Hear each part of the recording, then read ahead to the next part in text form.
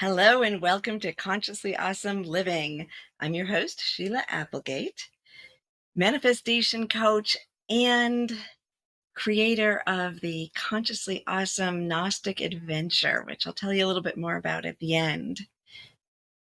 We are focusing this season on helping you to design your most brilliant life, whatever that means to you. And today, I want to talk about science and spirituality can be friends. And I know that seems kind of basic, and you might be saying, how does this fit into designing my life? But I think it's really important to talk about now because I've seen a rise of maybe conflict between science and spirituality. It's been an issue maybe throughout all of history, but I thought, and I think it really is, we're coming together to a place where we realize that in truth, science and spirituality are leading to the same understandings from different perspectives. But maybe over the last several years, there's been sort of an uprising of uncertainty about that. So I just want to kind of talk about that with you, and share with you my perspective and explore that possibility so that you can come to your own understanding of how those fit together. Why is that important in manifesting or creating the life you desire?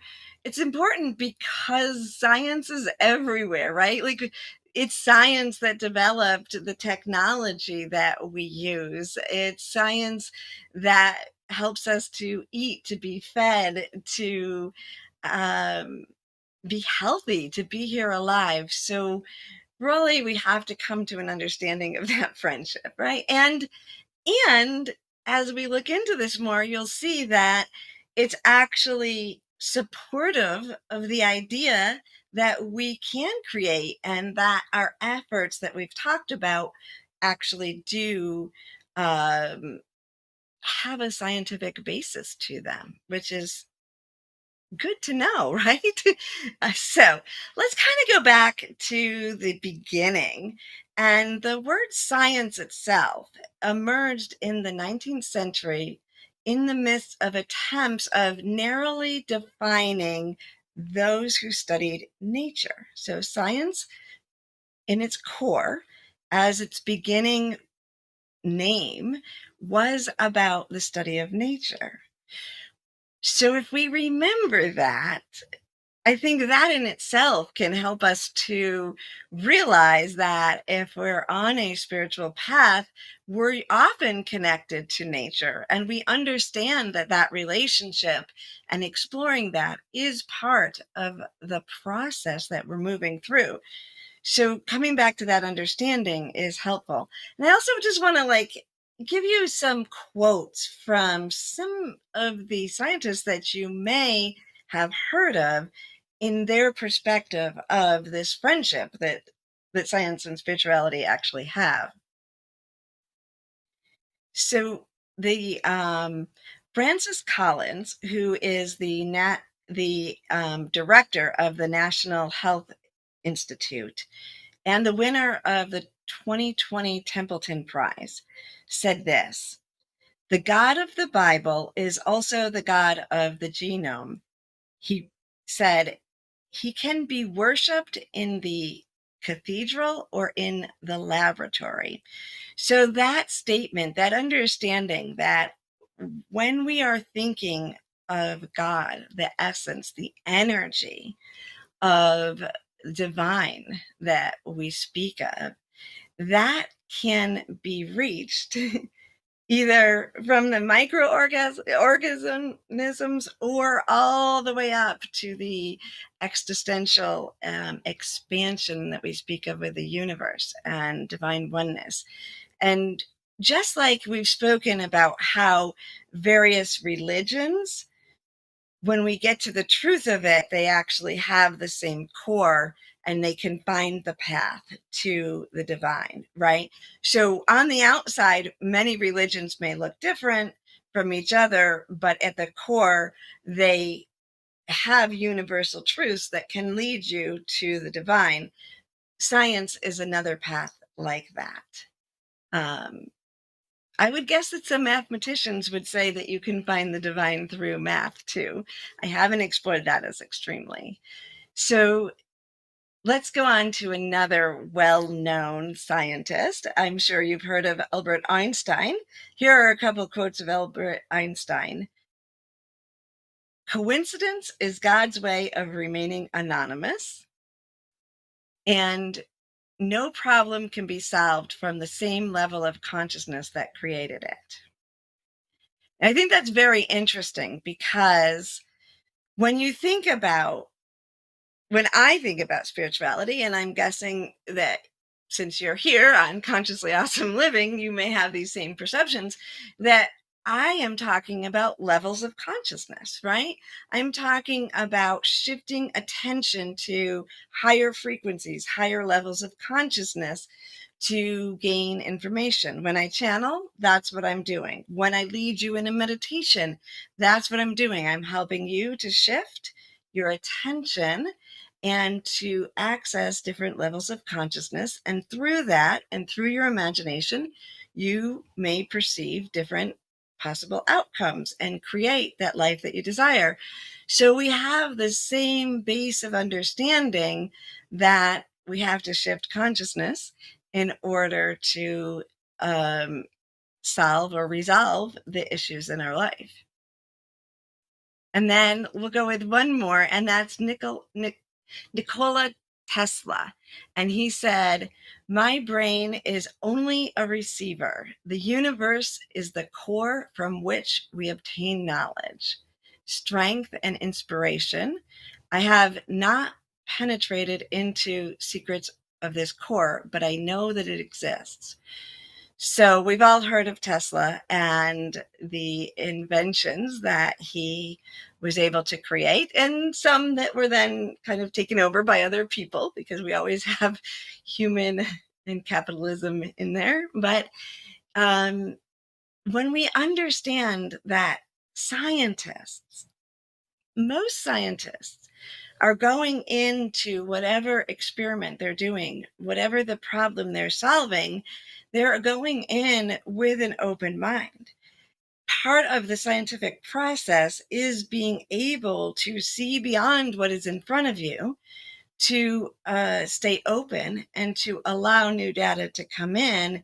And as we see in some of these quotes, we understand that they're accessing in a way um, an an aspect of themselves that they don't know exists, right? They know it's beyond what their personal knowledge is in that moment, because that's how we have new discoveries, from staying open and looking at all possibilities. So when we look at it from this perspective, we see that science and the way I view spirituality, and maybe the way you view spirituality, is really the same frequency. We're moving through that process of understanding, experiencing new things, and staying open for that collective consciousness to give us new information. Now, my youngest child, Justin, is a biochemist. And as Justin is studying science more, I have had a new understanding, a new interest. In fact, if I look at it, even before Justin moved into the sciences as a study, um, the more I opened up to higher consciousness, the more I channeled, the more I meditated and experienced and had the drive to connect the pieces of consciousness and how we do. So it's one thing to channel, it's another thing to then figure out, how am I channeling? Why is this working? What does this mean? And how do I explain it to another person? Or same with energy healing. I've been an energy healer, Reiki master, and taught Reiki years ago, and have moved into different modalities. And even just a few years ago, brought through divine experience, a new form of channeling, a new frequency called fractal illumination, that actually, when I spoke with a quantum physicist, really they were able to fill in some of the blanks of what I was doing and experiencing that I didn't know. I just had this sort of download and I feel the energy moving through me. So when I reach towards science, it actually enhances my understanding, and my interest has grown more and more. When Justin moved into biochemistry, and then you know COVID came, those two things intersecting. I was interested in the biochemistry as Justin did different, um, worked in different labs, because I was starting to understand more of the DNA, even though energetically I was using the double helix and in shifting and visualizing differences in the DNA. As Justin shared more information with me, I understood how those intersect and they fit together.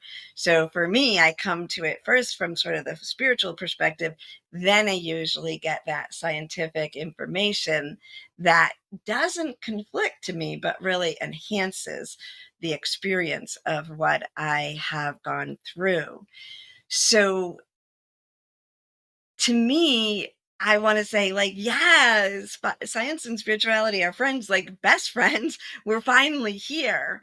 But like I said, there's still some conflict. And I think that if we look through history, some of that conflict early on was that, and usually it's religion and spirituality that had a conflict, or I'm sorry, religion and science. Sometimes religion and spirituality does have a conflict, if you ask me. But religion to me is different than spirituality, right? So for me, spirituality is remembering that divine, accessing the essence, connecting my spark to the oneness of all that is, and to nature and to everyone around me, and to explore what my soul can do to its highest potential, and in that space live a good life. Now, religions have that in them, and I truly believe that at the core of nearly all religions is the path to truth.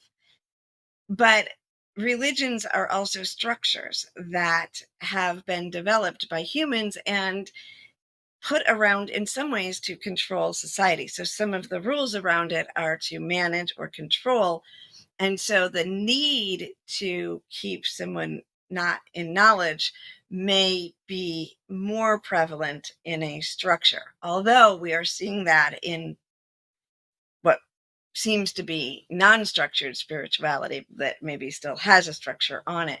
So I think that what happened when there was a conflict, or what happens now still when people feel a conflict, is that they feel as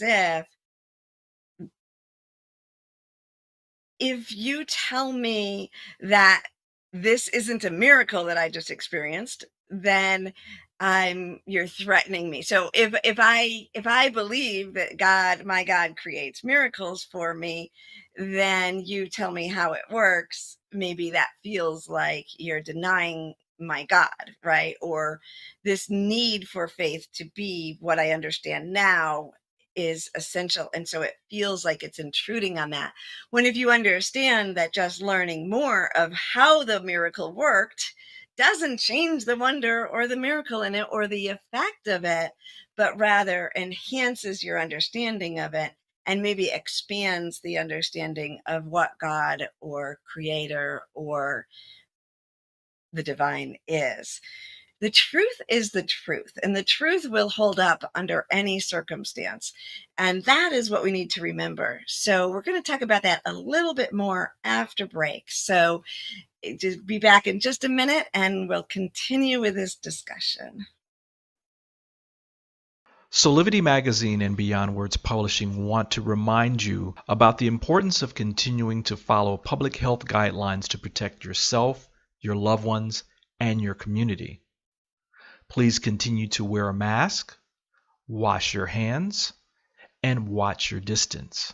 Please visit these sites for further information about how to stay safe from COVID-19 into the new year. Remember, love protects us. Hello and welcome back. Let's continue our discussion about the friendship between science and spirituality. Now that we realize that, yes, science and spirituality truly can be friends.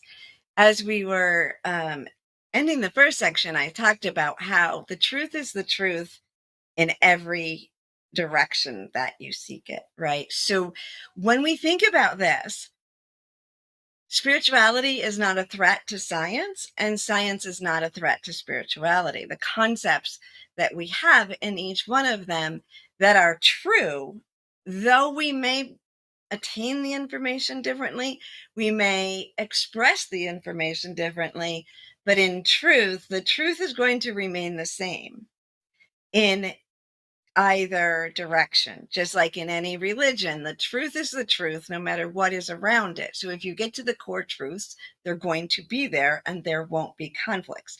Now, there are in between truths, right? Because sometimes we know something to be true, and because we are evolving, it changes. Our world is evolving, or our consciousness evolves. We learn a new, deeper truth. It doesn't mean that the first truth was wrong, but maybe it was limited.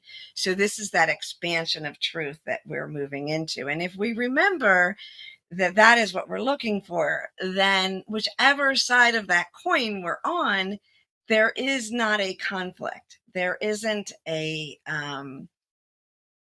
there's nothing to be afraid of, because what you know will either evolve to deeper truth or will stay steady with new information. There is one, I don't know if it's an exception, but I always say I am so driven for new knowledge. Like, that's just who I am. And I think a lot of us are, but not everybody is. Some people are just happy and they're living a good life and they're treating people with respect and they're offering service, doing something to, better the world, or at the very least, not harm anyone. And they're content with that. And that's all they want in this life. They don't need to fill in the gaps or get new information. And that's okay. And if you are someone like that, again, probably not watching this show, but if you are, then, or someone and that's the way they are, that's okay. They don't have to gain new information. They don't have to learn about science if their base is in spirituality, or vice versa, as long as they're living their best life. But if your best life includes more knowledge, or if your limited view is harming you or someone else in a way, then it is good to expand your consciousness and look at this from different directions. One thing that inspired me to talk us today is the vaccine issue. As we've been moving through COVID, people have had very strong opinions, and there's been some dichotomy about whether or not to take and trust modern medicine. And I think that's been going on for a while. But I think that it's important to understand. Let's start back with science and the fact that we wouldn't be here today, right? Like, it is the support of science that allows us to live the way we live. And it allows us to understand enough about the world that we have time not to just be in the ego survival state, but to explore the different realms.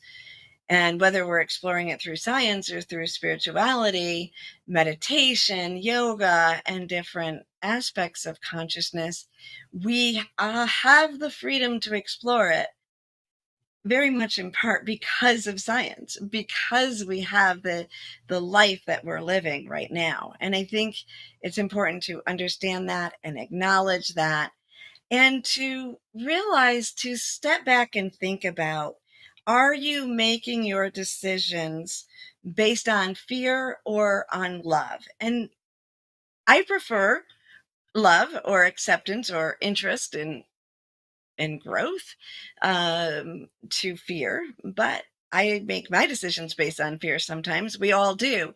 So I'm not saying exactly how you should go about doing this, but to look at whether you're in a space of fear or of love. When you're pushing against anything, you're pushing against oneness, right? Everything is within oneness. If you speak of it in terms of God, most people include everything within God, right?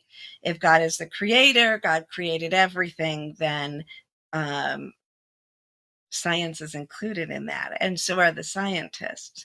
So, is your worldview that the world is evolving and working towards helping you grow? A loving view that humanity is loving and growing, and we're in this together, or are you pushing against things as a way of keeping a belief system? If your belief system is solid, it can accept new information. So, just think about that as you explore that for yourself. The other thing that, well, you know what? Like I said, I have been pretty excited about science for a while. I wasn't really excited about it back in school. In fact, I'm thinking now of some not so fun experiences that I had along the way in science classes.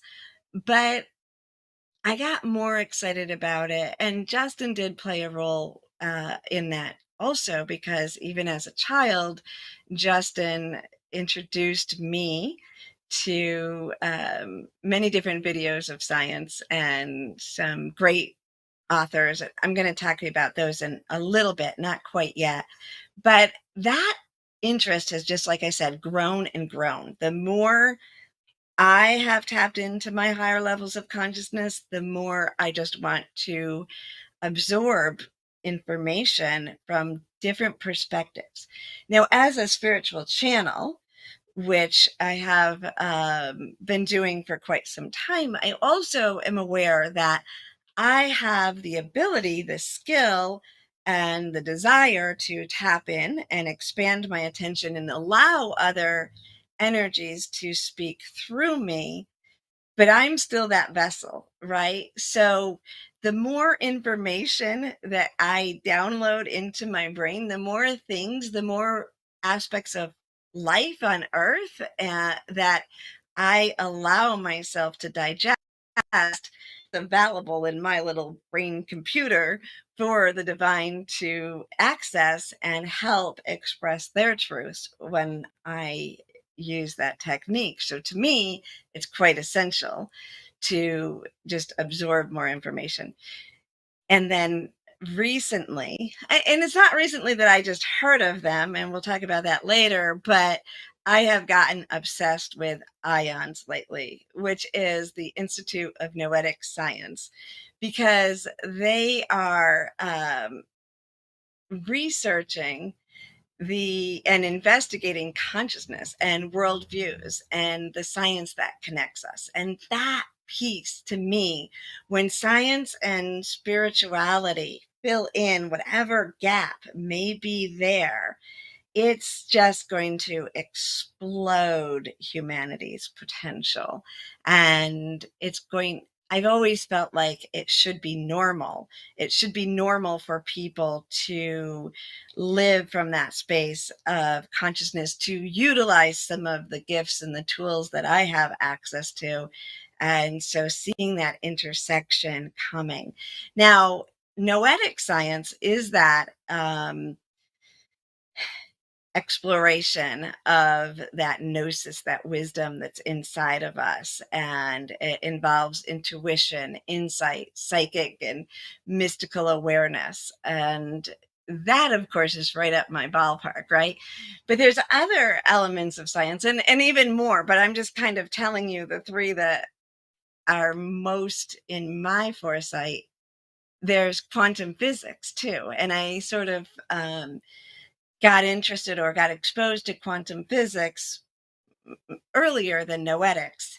And if you look in quantum physics, now they're not consciously seeking to explore the psychic realm, but they are reaching new information that is leading them to have to acknowledge that which we haven't made tangible yet, that which we haven't understood. If you look into consciousness, there is no scientific understanding of what consciousness is. What is creating the dialogue in our head, the imagination, what runs these bodies that we have, what are those energies and how does it work, is still being explored. So the more science and physics moves in the direction of understanding, the closer they come to understanding that there's a frequency that is influencing us. And that and spirituality is what we've been tapping into. So combining the two together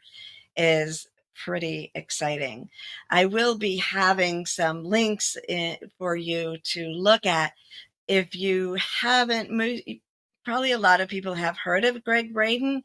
He has a few good videos out that talk about the entanglement theory and the understanding that they're coming to, that our human DNA will influence photons, and that so influence the energy, basically, if we're going to talk in the terms I usually use, and have the energy around our DNA when tested in a lab will shift to engage with it. And there's many different studies that show this effect and this engagement through quantum physics.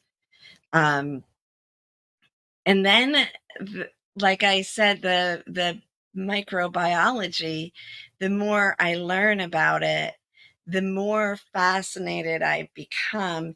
And because my path has been like, okay, here I am, but I feel something more, right? Looking at soul, looking at the spiritual concepts, and then expanding outward into the different frequencies that I tap into, all the way to oneness, because we know science has concluded that there is one energy that connects us all, and that everything is connected in some way and influences each other, which is also where we reach in oneness. So it's one thing to know it, to see it in the micros laboratory experience, and then also to experience it by feeling it and living it, which is what I've been focusing on in my teachings.